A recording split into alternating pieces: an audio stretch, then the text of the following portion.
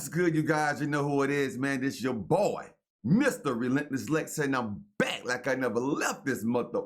Yes, Sirski. All right, so, man, we got Lil Boosie confronting Steve Harvey.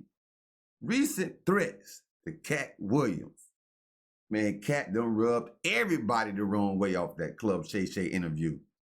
And it goes on. The saga continues. Yes, Sirski.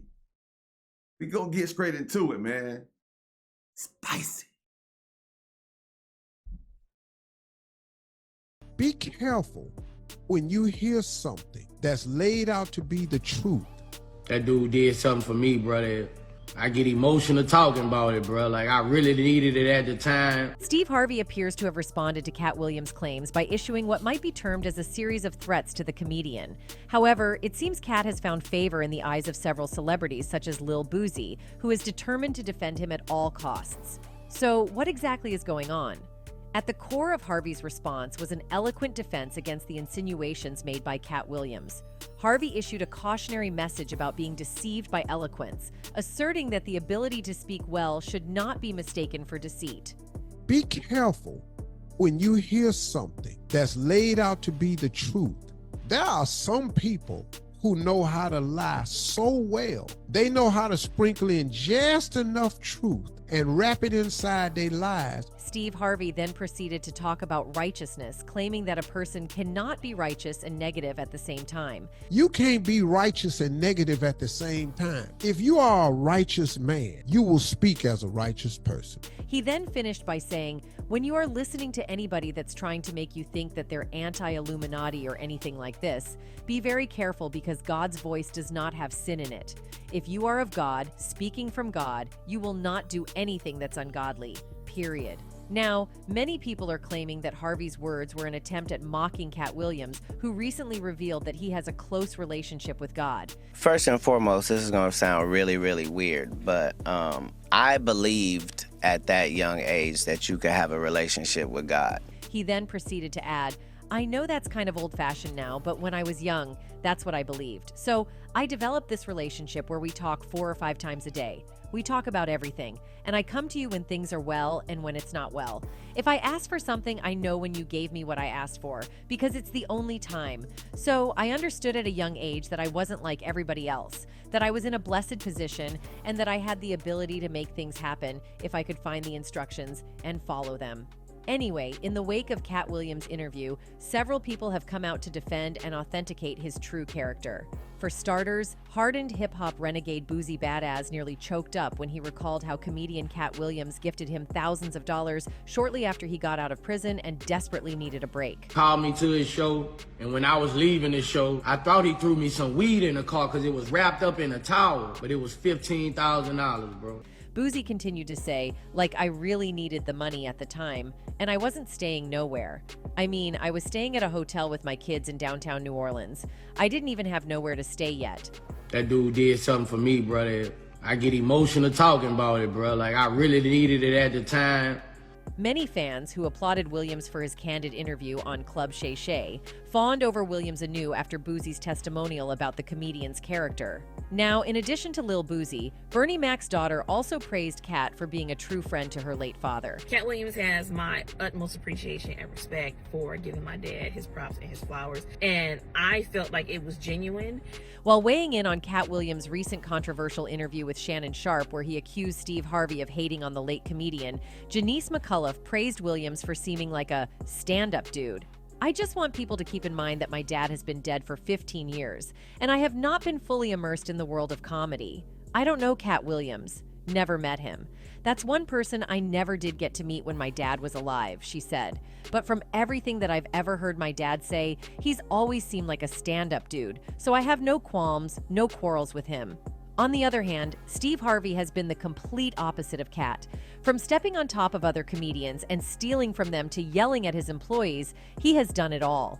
But the first person that Steve Harvey allegedly wronged was Bernie Mac. For context, Steve Harvey, along with 3 of his friends, took the world by storm after they cemented their place in the Comedy Hall of Fame 2 decades ago when they went on a comedy tour called The Original Kings of Comedy. The show not only broke box office records at the time, but it also kickstarted what comedy shows have become today. The most successful comedy tour ever at that point? Yes, it was at that point. The other three performers were D.L. Hewley, Cedric the Entertainer, and Bernie Mac, all of whom had different styles, and also used material based on African American life in America and black-white differences. Steve was hot. We had the Steve Harvey show, so we had a national show. Bernie Mac was the it comedian at the time, and then DL was hot. He had a TV show. Harvey at the time, though, was alleged to be the smoothest of the performers, which is half the scoop about why he was able to transition into television so easily. However, he was also the most aggressive toward the audience, picking targets in the front row for comments on their hair, clothes, and career prospects. Bernie Mac, on the other hand, had a different approach. Something you could call the most hard-edged, and some of his material even ventured away from comedy and into the wounds of real life. First year we did it, it was just me, Bernie, and Steve. Right. And Steve closed. However, it seems Steve Harvey might have been jealous of Bernie Mac's approach, and that small hiccup is what grew into a beef that lasted for years. At least that's what one of the band members seems to have just revealed to the world, and the internet is buzzing about it. Bernie, felt like he didn't want to do it anymore. He was on his own path, and Steve. So, nothing like that ever happens. For years, rumors have circulated that during the time of the original Kings of Comedy tour, there was some tension between Steve Harvey and the late Bernie Mac, and now those rumors are being addressed by other members like Cedric the Entertainer. Cedric, who was a part of the tour along with D.L. Hewley, Steve Harvey, and Bernie Mac, confirmed that the two comedians did not see eye to eye. Yeah. I mean, they were the kind of guys that they both alpha males.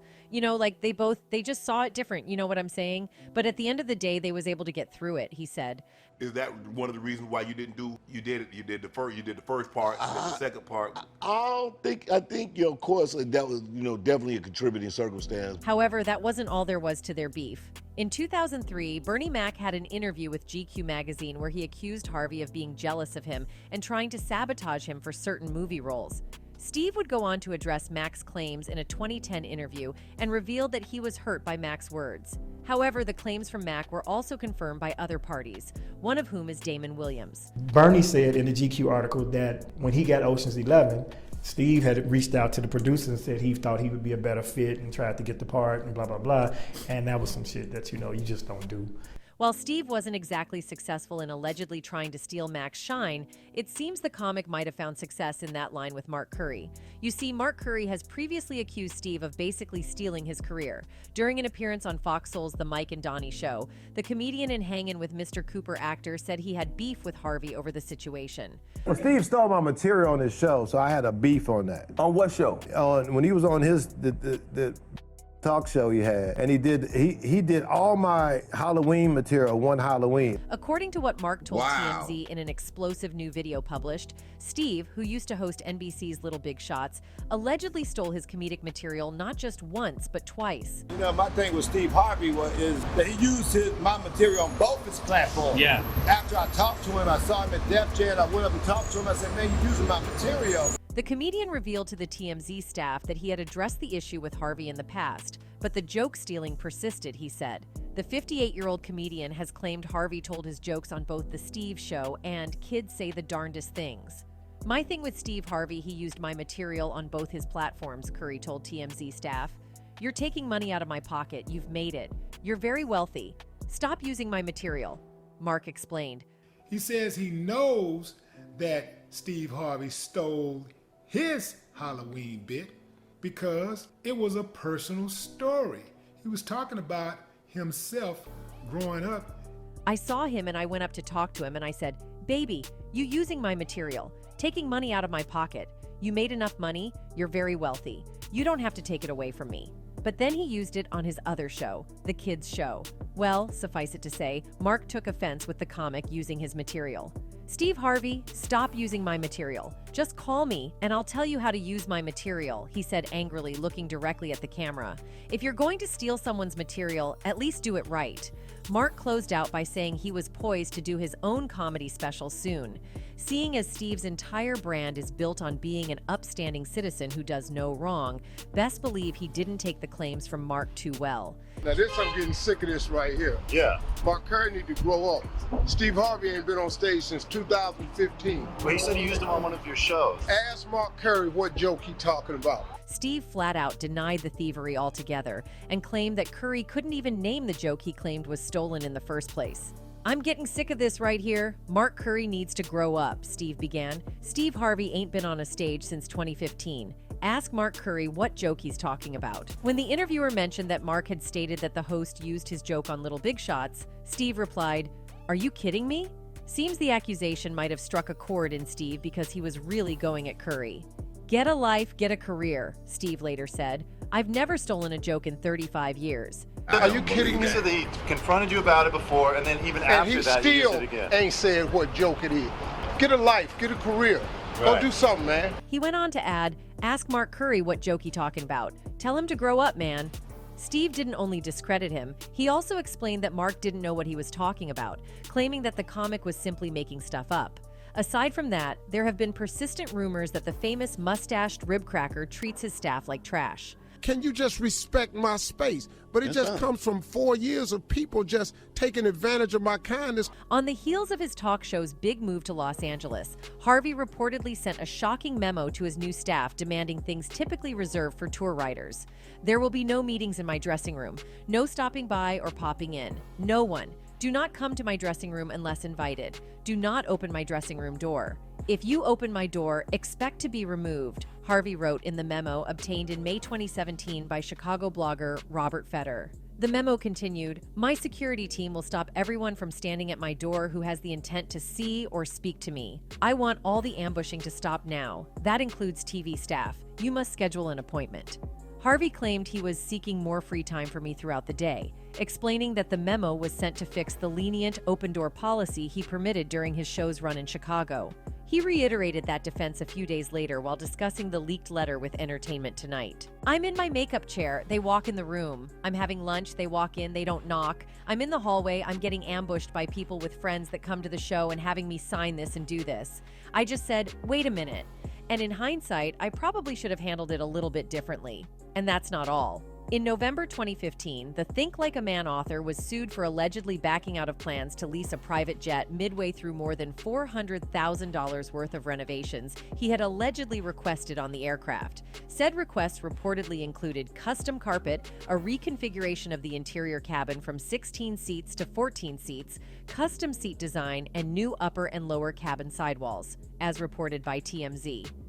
Harvey settled the lawsuit, but about a year later, he sued the Federal Aviation Title Company in an attempt to recoup the $250,000 he had put in escrow to lease the private jet. The money was awarded to him by default after the company failed to respond to his lawsuit. In any case, with all the allegations laid out against him, people are starting to get convinced that Steve Harvey might not be who they thought he was.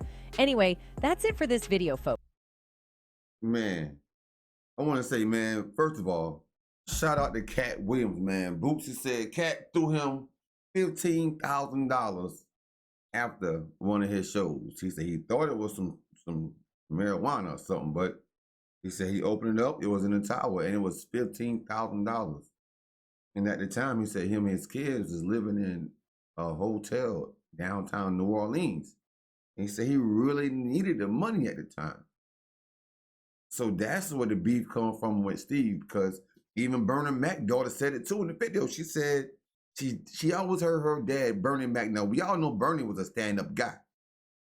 And real people know real people. So Boosie said Katt is real. Bernie Mac's daughter saying Katt is real. A lot of us out here, I think Katt is real. I feel like Katt is genuine. Steve Harvey, on the other hand, stealing Mark jokes. Setting his daughter up with Diddy after the daughter done being with the son. He got his wife is out there sleeping with his bodyguard, Big Boom or whatever his name is. So to me, Steve is not a stand-up guy, bro. I can see him stealing material from my man Mark. That's crazy.